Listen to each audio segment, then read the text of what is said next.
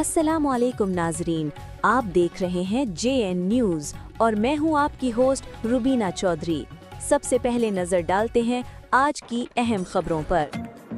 Hyderabad bureau chief Javed علی چنا سے حیدرآباد دبنگ SHO آغا اسد اللہ پٹھان کی تھانہ پنیاری میں تعیناتی، جرائم پیشہ عناصر میں کھلبلی۔ حیدرآباد دبنگ SHO آغا اسد اللہ پٹھان ایک بار پھر عوامی اعتماد اور خواہش پر تھانہ پنیاری میں تعینات ہو گئے۔ ان کی تعیناتی کے فوری بعد یہی علاقے میں جرائم پیشہ عناصر بالخصوص چوروں میں خوف و ہراس پھیل گیا ہے اور جرائم کی سرگرمیوں میں واضح کمی دیکھنے میں آ رہی ہے۔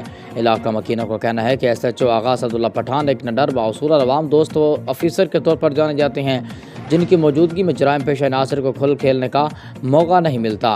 ماضی میں بھی ان کی تعیناتی کے دوران علاقے میں امن و امان کی صورتحال نمایاں طور پر بہتر رہی۔ عوامی حلقوں نے SHO آغا اسد اللہ پٹھان کی دوبارہ تعیناتی کو خوشائند قرار دیتے ہوئے امید ظاہر کی ہے کہ ان کی قیادت میں تھانہ پنیاری کی حدود میں قانون کی بالادستی قائم رہے گی اور شہری خود کو مزید محفوظ محسوس کریں گے۔